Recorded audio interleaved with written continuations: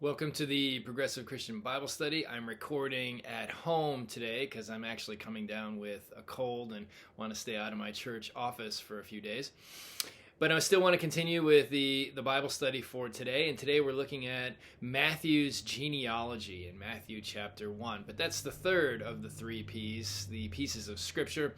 The first of the three P's is prayer. And today's prayer comes from Reverend Dr. Cheryl Lindsay, who writes and edits for the UCC. Holy One, open your church to the fullness of your peace and empower us to boldly proclaim your vision of community, abundance, and wholeness in word and deed. Center us in harmony and ignite a revival of peace to begin, but not end, with us. Be glorified in our peace. Amen. Okay, the second of the three P's actually gets us into my sermon topic for this coming Sunday, which is miracles hidden in plain sight. And so the perspective that I want to look at today is the perspective of miracles. And it comes from C.S. Lewis's book, God in the Dock. And here's what he writes about miracles. So I'll read an excerpt from that book. The miracles of Jesus are a retelling in small letters of the very same story which is written across the whole world in letters too large for some of us to see. God creates the vine, and it draws up water by its roots, and with the aid of the sun, turns that water into a juice which will ferment and take on certain qualities. Thus, every year from Noah's time till ours, God turns water into wine, a reference, of course, to Jesus turning water into wine at the wedding in Cana. The miracle, says C.S. Lewis, will have its full effect if, whenever we see a vineyard or drink a glass of wine, we remember that here works the one who sat at the wedding party in Cana. Every year, he continues, God makes a little corn into much corn. The seed is sown, and there is an increase which feeds multitudes. The close-up, the translation of this annual wonder is the feeding of the 5,000. The miracles of healing fall into the same pattern, he says. This is sometimes obscured for us by the somewhat magical view we tend to take of ordinary medicine. The doctors themselves do not take this view. The magic is not in the medicine, but in the patient's body. What the doctor does is to stimulate nature's functions in the body or to remove hindrances. In a sense, though we speak for convenience of healing a cut, every cut heals itself. The same mysterious energy which we call gravitational when it steers the planets and biochemical when it heals a body is the efficient cause of all recoveries. And if God exists, that energy, directly or indirectly, is God's. All who are cured by God, the healer within. And what of the so-called virgin birth, he asks. Conception and birth are miracles too. Microscopic particles come together, and within them, the color of the baby's hair and the great-grandfather's facial features, and the human form in all its complexity of bones, liver, sinews, heart, and limbs. The whole history of the universe is there. And locked within it is in no small part the whole of the world's future. That is God's normal way of making a person, a process that takes centuries, beginning with the creation of matter itself and narrowing to 1 second and 1 particle of the moment of begetting. Miracles do small and quick what we have already seen in the large letters of God's universal activity. If this is what simply is, then the universe is one great miracle. To direct us to that great miracle is one main object of the earthly acts of Christ. They are, as Christ said, signs. These signs do not take us away from reality. They recall us to it. Okay. I love that excerpt, and in it, C.S. Lewis is treating the miracles of Jesus as small examples of much larger patterns that exist in the universe and, of course, in the world itself. For him, the miracles of Jesus are pointers. Grain to bread is a miracle that feeds multitudes. Rain that waters roots of vineyards becomes converted into wine, conception, and birth. These are all miracles in their own way, hidden, you might say, in plain sight. So that's the theme for this coming Sunday, miracles hidden in plain sight. And that brings us to the third P, pieces of Scripture. And again, today's reading comes from the first chapter of Matthew's Gospel. It's a portion of the genealogy of Christ. Yet another example, as we'll see, of miracles hidden in plain sight. Now, I've selected out from the genealogy a few verses that I want to read. So I'm looking at verses 1 through 6 and then verse 16. I don't want to be too tedious here and read the entire genealogy because the names are hard to pronounce and it gets a little tedious anyway. But the part that I want to focus on is the juicy part. So it's verses 1 through 6 and then verse 16. An account of the genealogy of Jesus the Messiah, the son of David, the son of Abraham.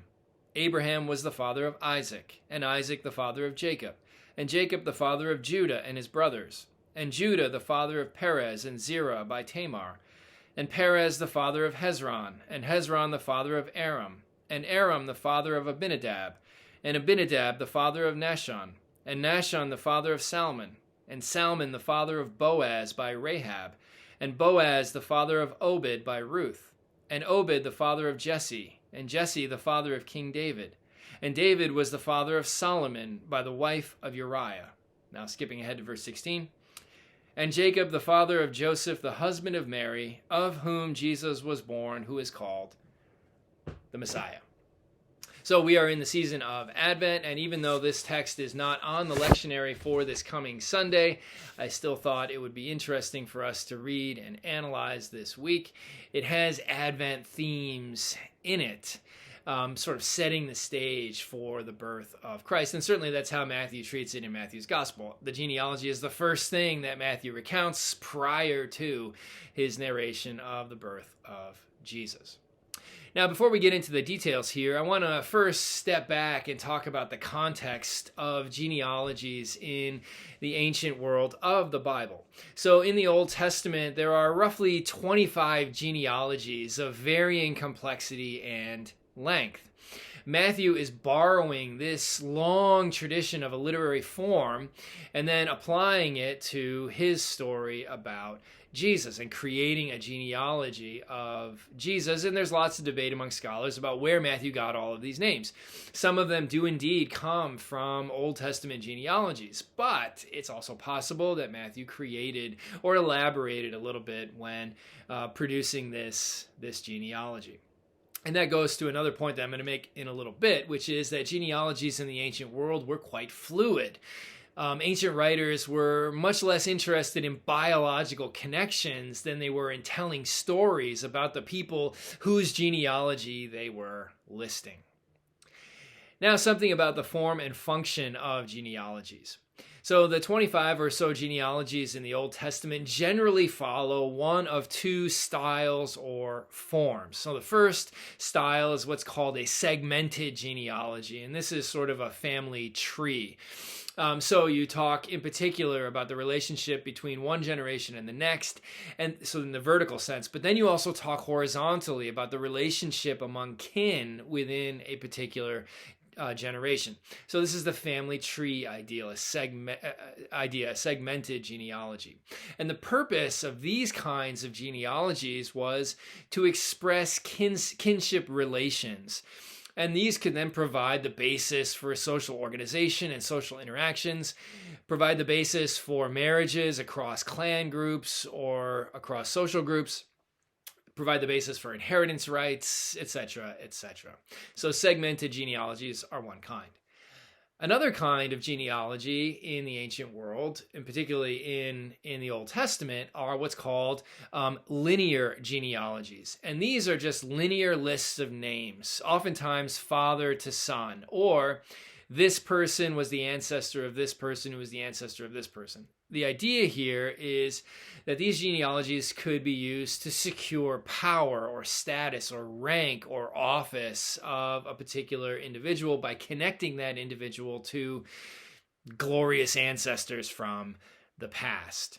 Oftentimes, these genealogies could be used by rulers to justify their rule. So if you look at the books of the Chronicles in the Old Testament, you see connections between kings in Israel and ancestors who were also kings. So these are linear types of genealogies. And then in the book of Exodus, this kind of genealogy is used to validate Moses' ancestry. So his ancestry is connected with the Levitical priesthood that comes after him. So he's at the head of this long list of Levitical priests who would come after him, including his close kin relation Aaron.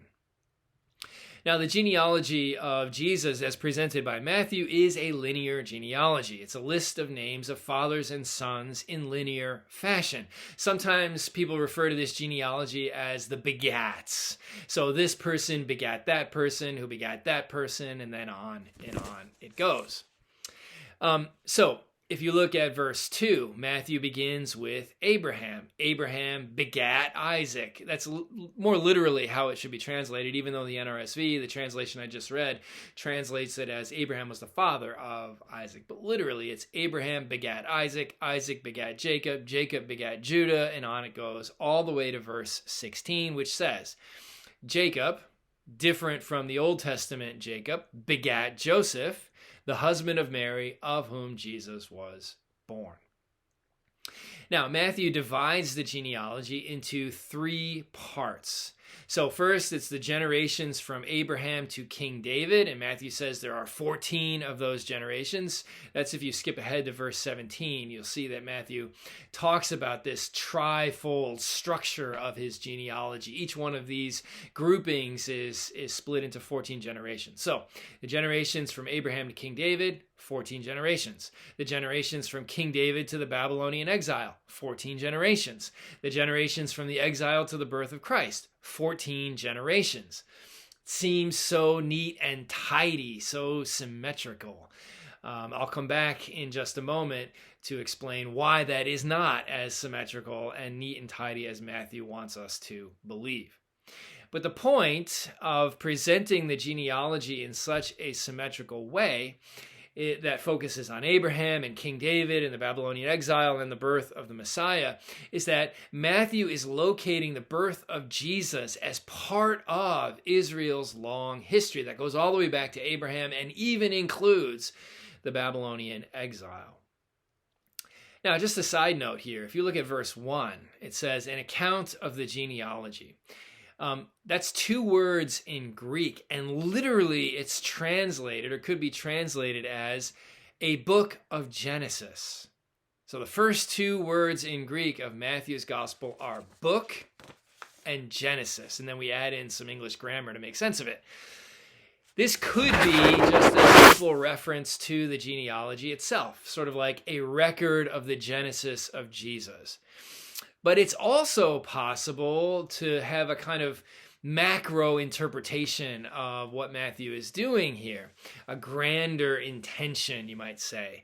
So it could be that Matthew is making a connection to the Old Testament book of Genesis, because in Genesis, of course, you have a narration right at the beginning of the first creation.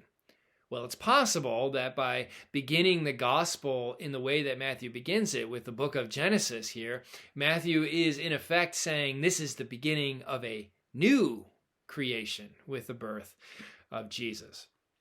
Can't know for sure, but it is certainly fun to speculate, and scholars have tried and spilled lots of ink in doing so. Now, back to the symmetry or so-called symmetry of this genealogy. It's not as symmetrical as Matthew would lead us to believe. Again, Matthew splits this genealogy into 3 coherent parts, each one exactly 14 generations. Why the number 14? Who knows?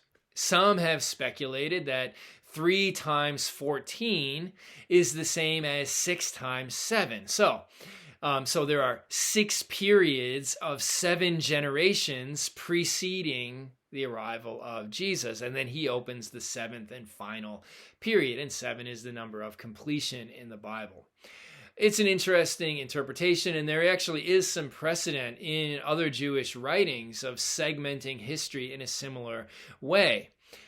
But the obvious problem with this interpretation is that if Matthew intended to talk about 6 periods of 7 generations as opposed to 3 periods of 14 generations, why didn't he just talk about 6 periods of 7 generations? So that's a key hang-up for that interpretation. But really, at the end of the day, we don't know why Matthew decided to split these up into 14 generations. One hypothesis put forward by Raymond Brown, who is a New Testament scholar, and he's borrowing from his predecessors, is that in Matthew's sources, or one of his sources that he used to generate this genealogy, he found a periodization marked by 14 generations. And a light bulb went off for him, and then he said to himself, let's split this whole thing up into 3 parts of 14 generations. Again, we don't know for sure, but it's also interesting to speculate on that front as well. Now, in any case, there are not, in fact, 14 tidy generations in Matthew's list. For one thing, the time spans covered in the 3 periods are too large or too small to have contained only 14 generations each. That is, if you mark a generation as Jews and Israelite people tended to do, which is 40 years. So if you're thinking in terms of 40 years as a generation, a couple of these periods are too big, and one of the periods is too small to mark out as 14 generations of 40 years. So there are 750 years that separated Abraham from David. That's too big for 14 generations of 40. 400 years separated David from the Babylonian exile. That's too small. And then 600 years separated the exile from Jesus' birth. Again, too large. New Testament scholar Raymond Brown, to refer to him again, he wrote, "It seems as if Matthew's arithmetic leaves something to be desired." So that's one reason why the symmetry is problematic. Another reason is that Matthew's count is off. So Matthew says there are 14 generations from Abraham to David. He lists 14 names, but only 13 generations. And then in the second section, from King David to the exile, Matthew lists 14 generations, but he omits several Israelite names from other genealogies, people we know existed in that time frame and would have been part of, or should have been part of, this genealogy, including a whole group of Israelite kings. You have to go back to the books of the kings in order to verify this. So he actually eliminates those names in order to get to 14 generations between King David and the exile. And then in the third section, from the exile to Jesus, Matthew again only lists 13 generations, even though he says it's 14 generations. So that's another problem with his symmetry. And then another problem still is the inconsistency between Matthew's genealogy of Jesus and the genealogy of Jesus that we find in the Gospel of Luke. The two genealogies are telling different stories. So Matthew is tracing the lineage of Jesus back to Abraham and King David, and Luke is tracing the ancestors of Jesus back to Adam, the first human being. So they're telling different stories, and they have different purposes. But even where these two lists overlap in terms of time frame, Luke's genealogy has 15 additional names. And then in the period between King David and the exile, the two lists, Matthew's and Luke's, are totally different. In fact, the only name they agree on is the name David. So the two lists disagree also over who Jesus' grandfather is. So Matthew says his grandfather is Jacob. Luke says it's Eli. The broader point here, to refer to again something that I mentioned a second ago, is that ancient genealogies were fluid things. And ancient genealogists weren't as interested in biological connections as much as they were interested in telling stories about characters. In this case, the character of Jesus. So again, Matthew is telling a story about Jesus as Messiah, and he connects Jesus to Abraham and to King David in order to tell this story. Luke is telling a story about Jesus as Son of God, and so connects him to Israelite history, and then beyond that to the first human being, Adam, who also was the first son of God, so to speak. They use different names in the genealogy to tell these different stories, but the names aren't as important as the stories they're trying to tell themselves. Except in the case of 4 names that are hidden in plain sight in Matthew's genealogy of Jesus. So there are key names in the genealogy that are important to emphasize. Abraham, obviously, King David, another, Mary is in there. But there are 4 other names in Matthew's genealogy that really stand out. They're hidden in plain sight, again, so to speak. So in verse 3, Matthew says, "And Judah, the father of Perez and Zerah, by Tamar." Then in verse 5, "And Salmon, the father of Boaz, by Rahab, and Boaz, the father of Obed, by Ruth." And then in verse 6, "And Jesse, the father of King David, and David was the father of Solomon by the wife of Uriah." So you have Tamar, Rahab, Ruth, and the quote-unquote wife of Uriah, whose name was Bathsheba. Why include these women in this genealogy, which is otherwise dominated by men? So there are a few interpretations in Christian history that help to explain this. I'm going to highlight 2 of them that I think are interesting. And again, because these are interpretations, we can never really know if this is in fact what Matthew intended, but they're interesting to think about. So the first interpretation goes back to around the year 400 and St. Jerome. What he said is that all these women, these 4 women, were regarded as sinners in the Old Testament. So Tamar pretended to be a prostitute. Rahab was a prostitute. Uriah's wife, Bathsheba, was involved in infidelity with King David. And then Ruth may have seduced Boaz. It depends on how you read that section in the book of Ruth. But together, they anticipate the circumstances of Mary, who was a virgin, but was accused by early opponents of Christianity of being a seducer and of extending outside the bounds of her betrothal to Joseph. So the idea is that Matthew is heading off such an accusation against Mary by pointing out how God can work through sometimes eccentric means, including virgin births, in order to bring about the divine will. So there's a connection that Jerome makes between these 4 women and Mary. So that's one possible interpretation. And let me just take a little sip of coffee here. Another possible interpretation goes back to Martin Luther in the 16th century during the Protestant Reformation. What he said was that Tamar, Rahab, Ruth, and Bathsheba were regarded as foreigners in the Old Testament. So Rahab and Tamar were Canaanites, Ruth was a Moabite, and Bathsheba was the wife of Uriah, who was a Hittite. None of them are Israelites. All of them are Gentiles. And yet, according to Matthew, all of them are ancestors of Jesus. So this is more of a theological interpretation of the significance of these names. So the significance of the names then in the genealogy is that and because they're right in the first chapter of Matthew's Gospel, they foreshadow the very end of Matthew's Gospel, Matthew chapter 28, and the so-called Great Commission, where Jesus sends his disciples out into all the nations being the Gentiles. So you have a connection, almost like bookends, between the genealogy and the Great Commission. So Jesus' very genealogy foreshadows the inclusivity of his mission and his message.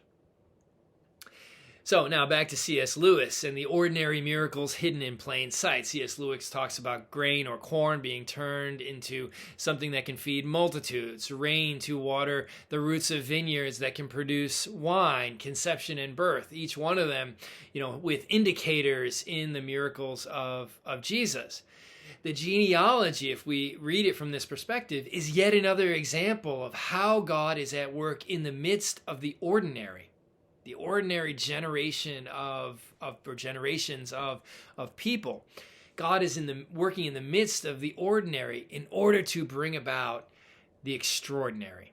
In this case, working through women with checkered pasts, all of whom were foreigners, in order to foreshadow the universal grace that God would extend to all people through Christ. The grandmothers of Jesus, so to speak, are miracles hidden in plain sight.